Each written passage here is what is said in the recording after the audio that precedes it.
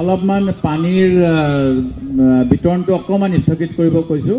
আমাৰ এতিয়া মুখ্য বক্তাই ভাষণ দিব আৰু তেখেতক এডাল মালাৰে আমি সকলোৱে আদৰণি জনাম।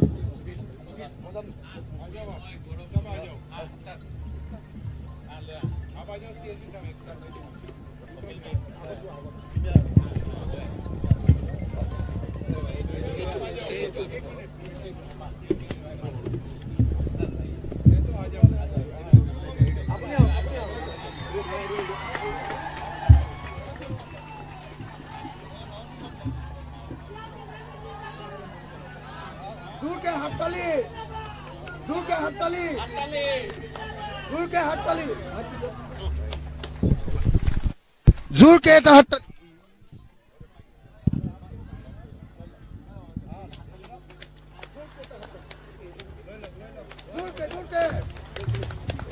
हेलो সকলোকে এটা জোৰেৰে হাত চালি দিবৰ কাৰণে অনুৰোধ জনাইছো। সকলোৱে একেলগে এটা হাত চাপৰি আমাৰ নেত্ৰী প্ৰিয়ংকা গান্ধী ডাঙৰীয়ানীৰ কাৰণে।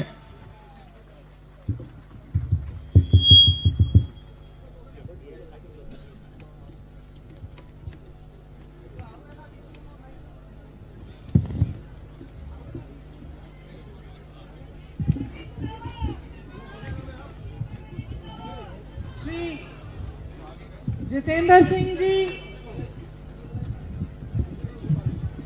श्री भूपेश बघेल जी, श्री गौरव गोगोई जी, श्री देवव्रत सैकिया जी, श्री उत्पल गोगोई जी, श्री अजय गोगोई जी, ज्ञान मोहन जी, श्री अखिल गोगोई जी, बंधु तिर्की जी, हेम प्रभा सैकिया जी और मंच पर उपस्थित सभी मेरे वरिष्ठ साथीगण, कांग्रेस पार्टी के पदाधिकारी, कार्यकर्तागण और खास तौर से मेरी प्यारी बहनें, प्यारे भाई, आपका इस सभा में आज मेरी तरफ से बहुत बहुत स्वागत और धन्यवाद कि आप इतनी देर से धूप में इंतजार कर रहे हैं।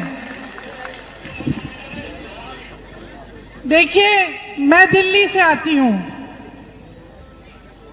जब हम दिल्ली से, मुंबई से, अलग अलग शहरों से, असम के बाहर से असम के बारे में सोचते हैं तो हमारे मन में एक चित्र बनता है। कैसे हैं असम के लोग, कैसा है असम, मजबूत है यहाँ के लोग, यहाँ का समाज निडर है, स्वाभिमानी है। किस तरह से आपके पूर्वजों ने स्वतंत्रता संग्राम में भाग लिया, आजादी की लड़ाई किस तरह से लड़ी गई। श्री शंकर देव जी, माधव देव जी जैसे महान संत यहाँ के हैं, श्री लचित बोरफुकन जी, श्री वीर चिल्लाराय जी जैसे निडर योद्धा, कनकलता बरुआ जी, विष्णु प्रसाद राभा जी और गोपीनाथ बोरदोलोई जी जैसे महान नेता, सबने एकता की बात की, भाईचारे की बात की, आपकी सभ्यता को बनाई, उसकी नींव डाली।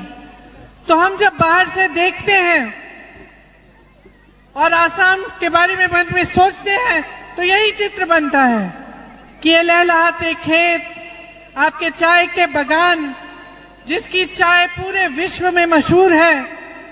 यहाँ नाजिरा में भी तेल का एक समय उत्पादन बहुत होता था, उसके लिए आप मशहूर होते थे। आपने जो कुर्बानियां दी इस देश को बनाने के लिए, असम को मजबूत बनाने के लिए, इसके बारे में हम सोचते हैं। यहाँ की एक सभ्यता है, एक संस्कृति है जो आपकी शक्ति है। जब हम अहोम सभ्यता की बात करते हैं, अहोम समाज की बात करते हैं तो पूरे देश भर में गर्व होता है कि इस समाज ने इस देश को कितना दिया, इस समाज ने इस देश को कैसे बनाया और असम को कैसे बनाया, कैसे मजबूत किया। आज जब हम आपकी सभ्यता, आपकी संस्कृति के बारे में सोचते हैं तो भूपेन हजारिका जी और जुबिन गर्ग जी के बारे में भी सोचते हैं। ऐसे महान कलाकार जो हर दिल की धड़कन रहे आपकी। और जब जुबिन गर्ग जी की मृत्यु हुई तो असम के बाहर के लोग, हम जैसे लोगों ने देखा कि किस तरह से आप उनसे जुड़े हुए थे, और हमारे मन में ये सवाल उठा कि ये व्यक्ति कौन थे, क्या किया था उन्होंने कि असम की एक एक माँ, एक एक बेटी, एक एक भाई, एक एक बेटा उनके लिए रो रहा है। वो गुजर गए तो ऐसा लग रहा था कि असम की जनता, असम के एक एक परिवार में से एक सदस्य गुजर गया है। तो हमारे लिए जो बाहर से देख रहे थे, हम सोच रहे थे कि ये रिश्ता कैसा रिश्ता है, प्रेम का रिश्ता है उनके साथ, एक आदर का रिश्ता है, ये रिश्ता कैसे बना, वो कैसे व्यक्ति थे। आस्ते आस्ते हमें ये बात समझ में आई कि ये रिश्ता इसलिए बना कि जुबिन गर्ग जी आपकी आवाज थे, अहोम की आवाज थे, असम की अभिव्यक्ति थे। इसीलिए जब वो इस दुनिया से चले गए तो यहां बैठे एक एक जने का दिल टूटा। असम में एक एक परिवार में दुख हुआ, एक एक परिवार ने शोक मनाया।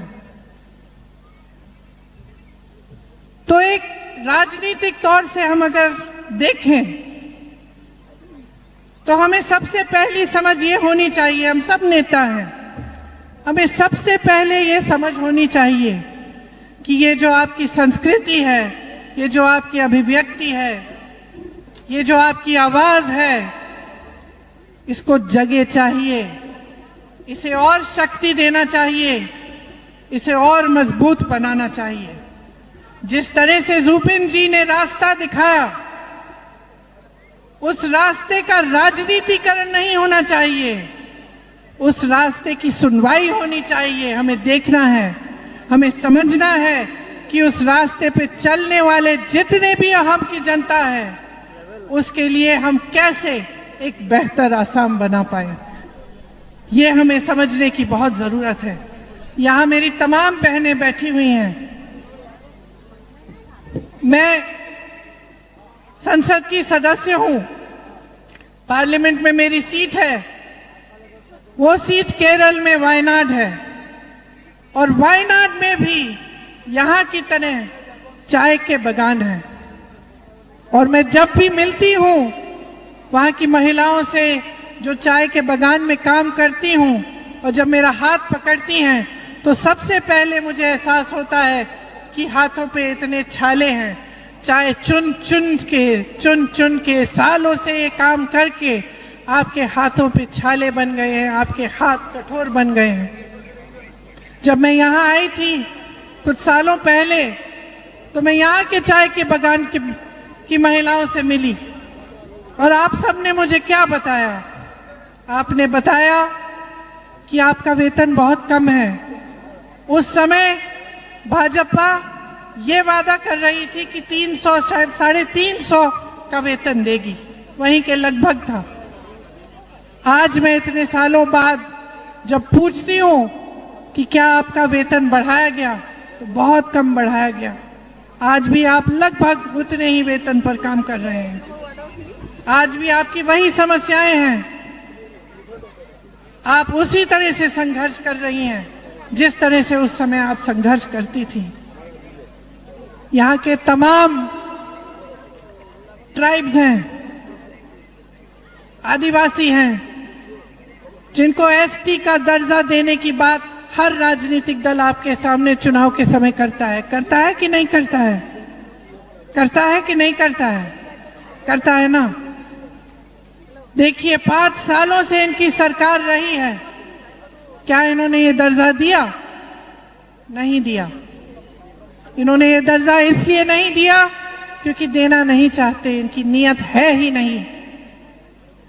आज भी आप उसी चीज के लिए लड़ रहे हैं जो आप 5 साल पहले लड़ रहे थे। आज भी मेरी बहनें संघर्ष कर रही हैं क्योंकि हर चीज की कीमत बढ़ गई है। महंगाई इतनी हो गई है कि हर चीज को संभाल के आपको करना पड़ता है। जब आप खर्चा करने जाती हैं तो सोच समझ के करती हैं कि क्या खरीदूं और क्या छोड़ दूं। और महंगाई इतनी बढ़ गई है कि बच्चों की फीस, बच्चों के यूनिफॉर्म, पुस्तकें, हर चीज महंगी हो गई है। त्योहार आता है तब भी घबराहट होती है। जिस तरफ आप देखें उस तरफ महंगाई ही महंगाई। और आज चुनाव का समय है तो पेट्रोल तेल के दाम फिर भी संभल रहे हैं, लेकिन आप देखेंगे कि जैसे ही चुनाव खत्म होगा वो दाम भी बढ़ते चले जाएंगे। तो आपकी एक सभ्यता रही है, एक संस्कृति रही है जिसमें यहाँ की महिलाओं को मजबूती मिली है। जितने भी आपके संत थे उन्होंने महिलाओं को आगे बढ़ाने का काम किया, लेकिन आज की आपकी सरकार आपको आगे नहीं बढ़ाना चाहती। देखिए आज की हमारी लड़ाई क्या है। एक सभ्य असम की लड़ाई है, आपकी संस्कृति की लड़ाई है, आपकी अभिव्यक्ति की लड़ाई है, आपकी शक्ति की लड़ाई है। आप जहां भी देखें क्या मिलता है। असम की सरकार आपको स्कीम बना के देती है, महिलाओं को पैसे मिलेंगे, लेकिन नतीजा क्या है? नतीजा ये है कि जितने भी इनके प्रोग्राम हैं, चाहे एक मोदी जी की रैली हो या मुख्यमंत्री जी की रैली हो, उसमें जबरदस्ती यहाँ की महिलाओं को जाना पड़ता है। आपको बताया जाता है कि आप नहीं जाओगी तो स्कीम काट देंगे, नाम काट देंगे आपका। ये सच बात है कि नहीं? गांव गांव में, घर घर में महिला परेशान है। घर पे खाना पकाए, चाय के बगान में जाके काम करे, मजदूरी करे, कमाए, या जाके रैली में बैठे, प्रोग्राम में बैठे, या भाजपा के कार्यकर्ता का काम करे। ऐसे नहीं होती हैं स्कीमें बहनों। स्कीमें आपके फायदा के लिए होती हैं, फायदे के लिए होती हैं। पैसा मुख्यमंत्री जी का नहीं है, सरकार का नहीं है, आपका है, आपका है। आपको मिलना चाहिए और आपकी स्वतंत्रता मिलनी चाहिए आपको। ये नहीं होना चाहिए कि एक तरफ से आपको स्कीम मिल रही है, दूसरी तरफ से आपसे काम कराया जा रहा है। मैं देख रही थी मोदी जी की एक बड़ी रैली है, उसमें सामने सारी महिलाएं बैठी हैं और हमारे कांग्रेस के कार्यकर्ता हमें बताते हैं कि जबरदस्ती उनको वहां ले जाया जा रहा है, धमकाया जा रहा है, डराया जा रहा है। इस तरह से सरकारें नहीं चलाई जाती। सरकारें चलती हैं जनता के लिए। बहनों, आपके बच्चों के भविष्य के लिए चलनी चाहिए। यहां आपने सुना गौरव जी कह रहे थे स्कूल बंद किए जा रहे हैं, ठेके खुलवाए जा रहे हैं। अगर स्कूल बंद किए जा रहे हैं तो आपके बच्चों को कौन पढ़ाएगा? उनका भविष्य कौन बनाएगा? कैसे बनेगा? ये सब चीजें आपको बहुत गंभीरता से सोचनी चाहिए। आपकी एक गुहार है, आप एक स्वच्छ सरकार चाहते हैं। मैं जानती हूं और आप जानते हैं कि कितना भ्रष्टाचार है इस असम की सरकार में। एक परिवार सब कुछ लूट रहा है और जो वो परिवार नहीं लूट रहा है वो बड़े बड़े उद्योगपतियों को दिया जा रहा है। यहाँ के आपके खदान, आपके जमीन, सब कुछ बड़े बड़े उद्योगपतियों को सौंपी जा रही है। ये किसकी है? किसकी है? ये आपकी है। जैसे मैंने कहा, यहाँ तेल का उत्पादन होता था, चाय के बगान खिलते थे, खिलखिलाते थे, मजदूरी मिलती थी अच्छी, और आज हर तरफ से आपको नकारा जा रहा है। हर तरफ से संघर्ष ही संघर्ष है। एक तरफ खुली लूट हो रही है, स्कैम पर scam, Sharada scam, LC hill scam, Guwahati smart city scam, flyover scam, जमीन का स्कैम, संपदा का स्कैम।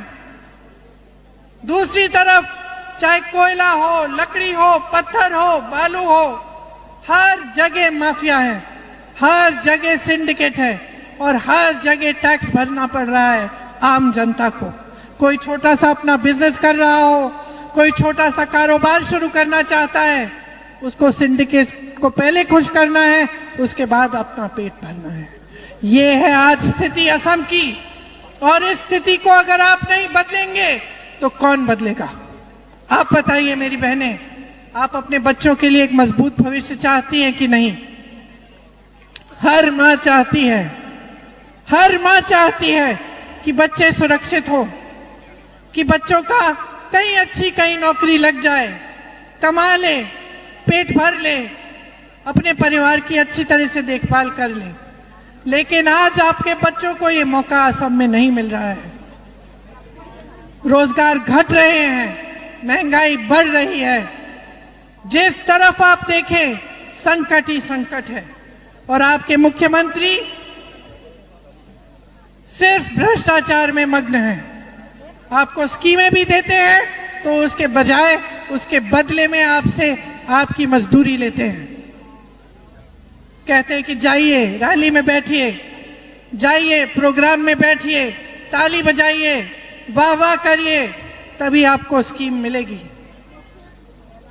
इसमें ना आपके जीवन की समझ नहीं है। मेरी बहनों, मैं जानती हूं, सुबह से शाम काम करती हो, घर जाती हो, खाना पकाती हो, बच्चों की देखभाल करती हो, बच्चों का स्कूल का काम होता है उसमें मदद करती हो, घर की सफाई करती हो, जब सब सो जाते हैं तभी सोती हो।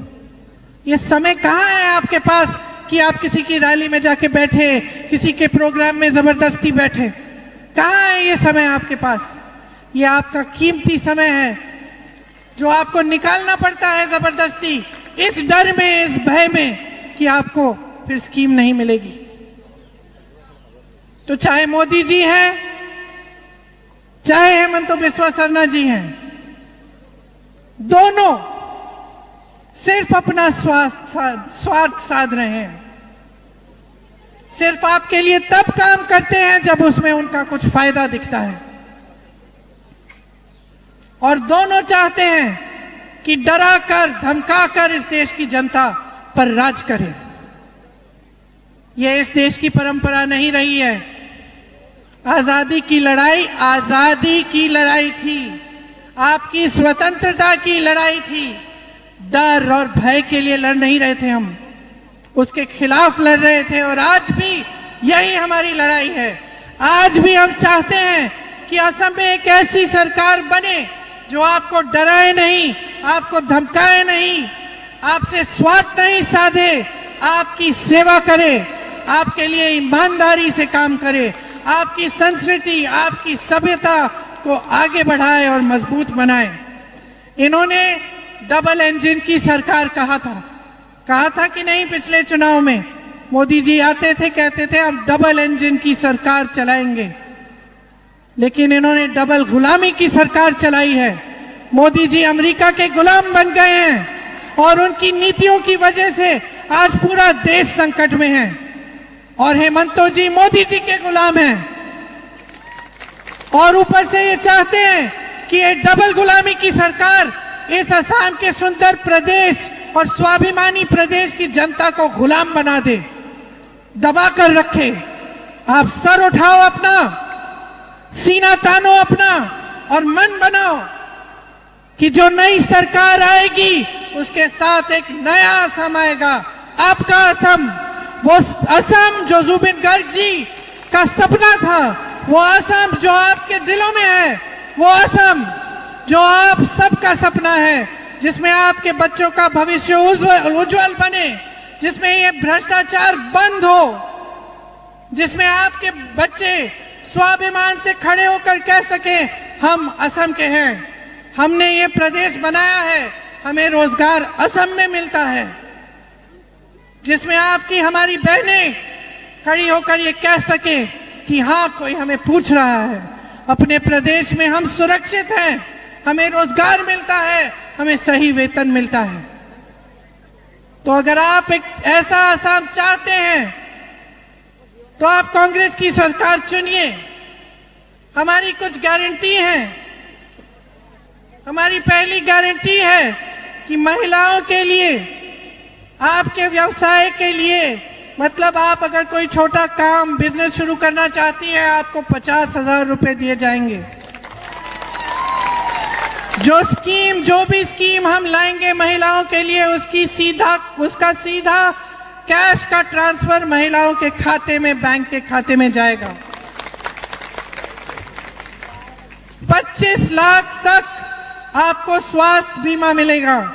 मतलब आपको कोई भी बीमारी हो, कितना भी इलाज करना हो, 25 लाख रुपए तक मुफ्त इलाज सरकार कराएगी। ये कांग्रेस की सरकार ने राजस्थान में करके दिखाया।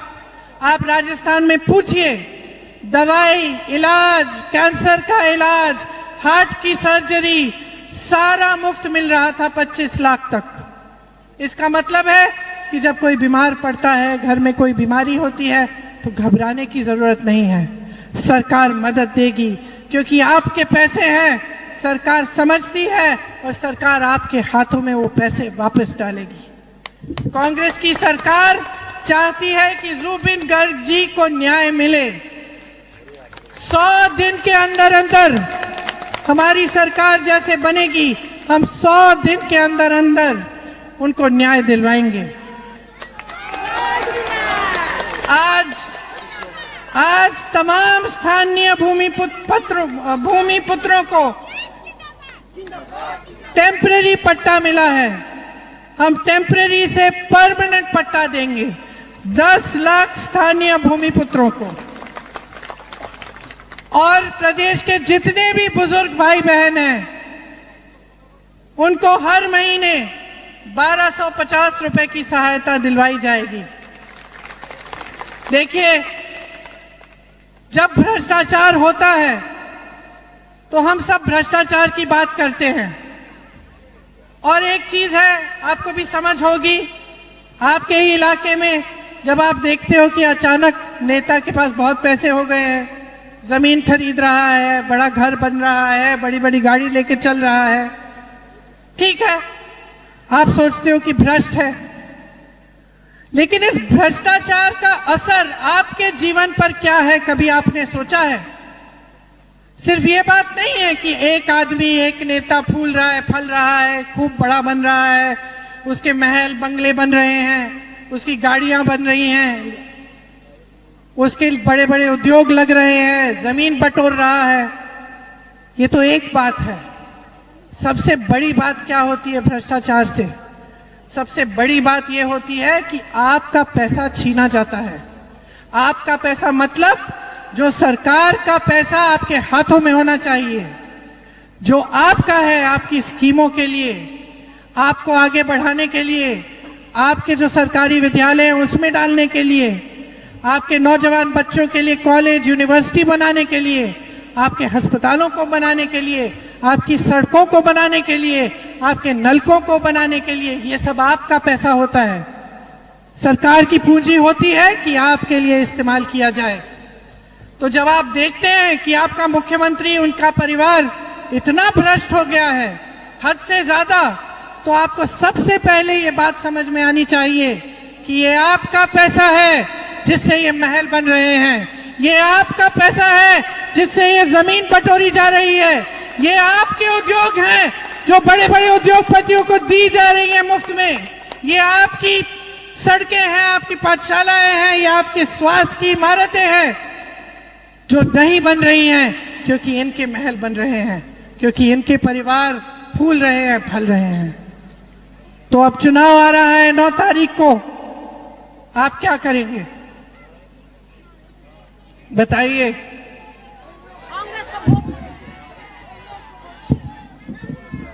आप एकदम पूरा ध्यान, अपना पूरा ध्यान अपने ही जीवन पर, अपने संघर्ष पर, अपने संकटों पर, आप जो महंगाई का सामना करते हो, आप जो बेरोजगार बैठे हो, जो अपने बच्चों को पढ़ाने के लिए संघर्ष करते हो लेकिन बच्चों को नौकरी नहीं मिलती, आप जो चाय के बागान में अपने हाथों को पत्थर बनाती हो लेकिन आपको कुछ नहीं मिल रहा है, आपकी सुरक्षा तक नहीं मिलती, आप इसके बारे में सोचो। जब वो वोट डालने जाओगी तो ये सोचो कि मुझे क्या मिलने वाला है, मुझे ये सरकार क्या देगी? क्या मुझे डराया जाएगा, मुझे धमकाया जाएगा, मुझे खदेड़ा जाएगा?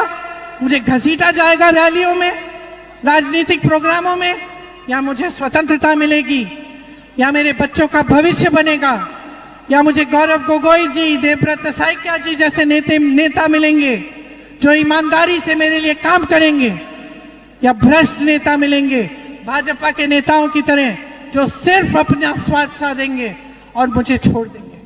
ये सोचिए, ध्यान से सोचिए, और इस चुनाव में अपना एक एक वोट अपने लिए डालिए, अपने असम के लिए, अपने भविष्य के लिए, अपनी संस्कृति, सभ्यता,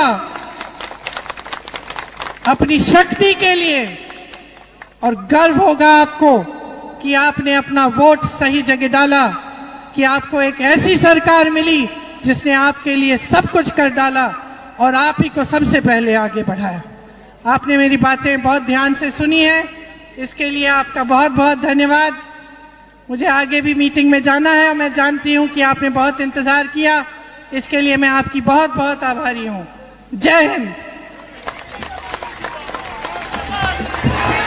प्रियंका गांधी जिंदाबाद, प्रियंका गांधी जिंदाबाद, प्रियंका गांधी जिंदाबाद, गौरव गोगोई जिंदाबाद, गौरव गोगोई जिंदाबाद, দেবব্রত শইকীয়া जिंदाबाद, দেবব্রত শইকীয়া जिंदाबाद।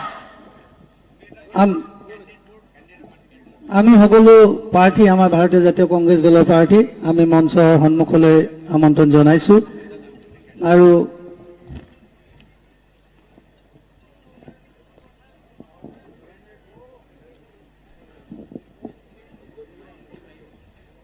আমি প্ৰিয়ংকা গান্ধীজী ভাষণৰ বাবে, বহুমূল্য ভাষণৰ বাবে আমি নাজিৰা ব্লক কংগ্ৰেছৰ তৰফৰ পৰা, আমাৰ সমূহ কংগ্ৰেছ কৰ্মীৰ তৰফৰ পৰা আন্তৰিক ধন্যবাদ আৰু কৃতজ্ঞতা জ্ঞাপন কৰিছোঁ।